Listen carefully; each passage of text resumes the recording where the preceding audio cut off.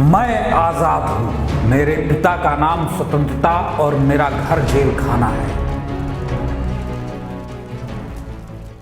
मैं आजाद हूँ, मेरे पिता का नाम स्वतंत्रता और मेरा घर जेल खाना है। नमस्कार, जय हिंद। मैं धर्मेंद्र सिंह अखंड भारत न्यूज़ पर लेकर हाजिर हूँ यश गाथा। यश गाथा में आज बात चंद्रशेखर आजाद की। आजाद का जन्म 23 जुलाई 1906 को एक आदिवासी ग्राम भावरा में हुआ था।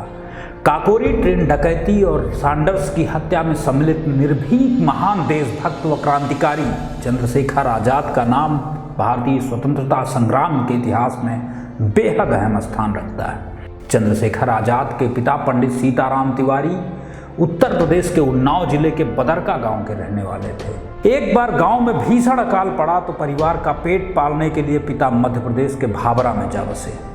चंद्रशेखर आजाद का बचपन इसी आदिवासी बाहुल्य क्षेत्र भावरा में व्यतीत हुआ, जहां बालक चंद्रशेखर ने अपने भील सखाओं के साथ धनुष बाण चलाना सीख लिया। आजाद बचपन में महात्मा गांधी से बहुत प्रभावित हुए। माँ जगरानी से काशी में संस्कृत पढ़ने की आज्ञा लेकर घर से निकले और दिसंबर 1921 में गांधी जी के असहयोग आंदोलन का जो कि आरंभिक दौर था उसका हिस्सा बन गए। उस समय मात्र 14 वर्ष की आयु में बालक चंद्रशेखर ने इस आंदोलन में भाग लिया। चंद्रशेखर गिरफ्तार कर लिए गए। उन्हें मजिस्ट्रेट के समक्ष उपस्थित किया गया और चंद्रशेखर से उनका नाम पूछा गया तो उन्होंने अपना नाम आजाद, पिता का नाम स्वतंत्रता और घर जेल खाना बताया। अल्पायु के कारण आजाद को कारागार का दंड न देकर 15 कोड़ों की सजा हुई। हर कोड़े की मार पर वंदे मातरम और महात्मा गांधी की जय का उच्च उद्घोष करने वाले बालक चंद्रशेखर सीताराम तिवारी को इस घटना के बाद सार्वजनिक तौर पर चंद्रशेखर आजाद कहा जाने लगा। समय बीतता गया और आजाद बड़े होते गए। 4 फरवरी 1922 को गोरखपुर में के नजदीक हुए चौरी चौरा हत्याकांड के बाद असहयोग आंदोलन स्थगित कर दिया गया। इससे चंद्रशेखर आजाद बहुत आहत हुए। उन्होंने देश को स्वतंत्र करवाने के लिए मन में अपने ठान ली थी। एक युवा क्रांतिकारी ने उन्हें हिंदुस्तान रिपब्लिकन एसोसिएशन क्रांतिकारी दल के संस्थापक पंडित राम प्रसाद बिस्मिल से मिलवाया। आजाद पंडित जी से मिलकर बहुत प्रभावित हुए। चंद्रशेखर आजाद के समर्पण और उनकी निष्ठा की पहचान करने के बाद बिस्मिल ने चंद्रशेखर आजाद को अपनी संस्था का सक्रिय सदस्य बना लिया। आजाद अपने साथियों के साथ संस्था के लिए धन एकत्रित करते रहे और अधिकतर यह धन अंग्रेजी सरकार से लूट कर एकत्रित किया जाता था। 1925 में हिंदुस्तान रिपब्लिकन एसोसिएशन की स्थापना की गई थी और 1925 में ही हुए काकोरी हत्याकांड के फलस्वरूप अशफाक उल्लाह खां और रामप्रसाद बिस्मिल सहित कई अन्य मुख्य क्रांतिकारियों को मृत्युदंड दे दिया गया। इसके बाद चंद्रशेखर अकेले पड़ गए, लेकिन टूटे नहीं। चंद्रशेखर ने एक बार फिर से इस संस्था का पुनर्गठन किया। भगवती चरण वोहरा के संपर्क में आने के पश्चात चंद्रशेखर आजाद भगत सिंह, सुखदेव और राजगुरु के भी संपर्क में आ गए थे। भगत सिंह के साथ मिलकर चंद्रशेखर आजाद ने अंग्रेजी हुकूमत को भयभीत करने और भारत से खदेड़ने का हर संभव प्रयास किया। आजाद ने एक निर्धारित समय के लिए झांसी को अपना गढ़ बना लिया था। झांसी से 15 किलोमीटर दूर ओरछा के जंगलों में वह अपने साथियों के साथ निशानेबाजी किया करते। अचूक निशानेबाज होने के कारण चंद्रशेखर आजाद अपने दूसरे साथियों को प्रशिक्षण देने का भी काम करते। साथ ही साथ वह पंडित हरिशंकर ब्रह्मचारी के छद्म वेश में बच्चों को अध्यापन का कार्य भी करते हैं। वो धीमारपुर गांव में अपने इसी छद्म नाम से स्थानीय लोगों के बीच बहुत लोकप्रिय हो गए। झांसी में रहते हुए चंद्रशेखर आजाद ने गाड़ी चलानी सीख ली। फरवरी 1931 में जब चंद्रशेखर आजाद गणेश शंकर विद्यार्थी से मिलने सीतापुर जेल गए तो विद्यार्थी ने उन्हें इलाहाबाद जाकर जवाहरलाल नेहरू से मिलने को कहा।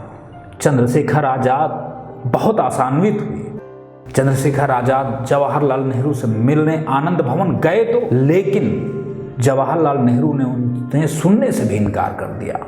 गुस्से में वो वहां से निकलकर चंद्रशेखर आजाद अपने साथी सुखदेव राज के साथ अल्फ्रेड पार्क चले गए।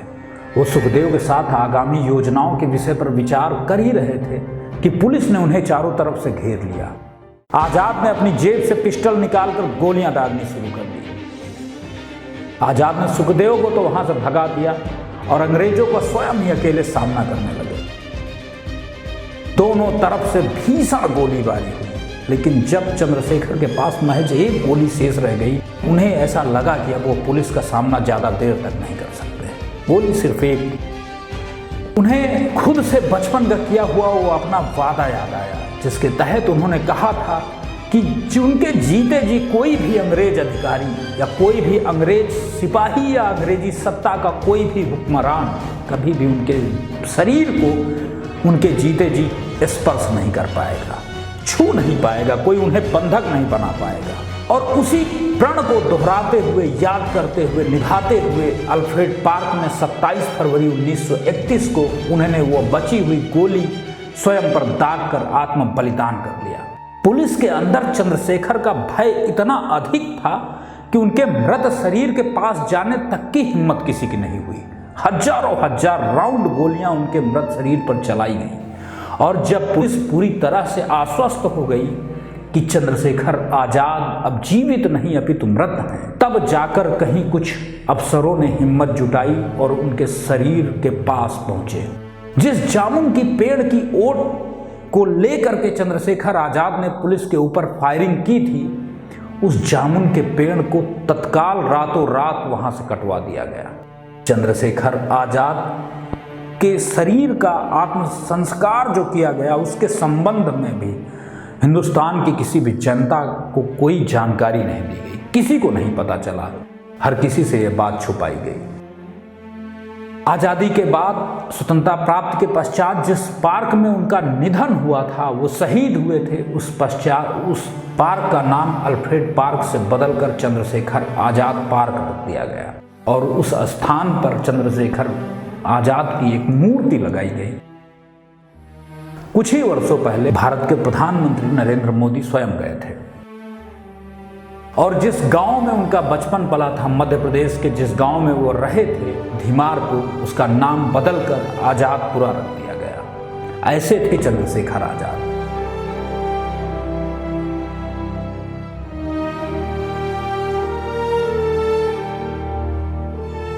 अगर आपको हमारा वीडियो अच्छा लगा तो लाइक करें, सब्सक्राइब करें और बेल आइकन दबाना ना भूलें।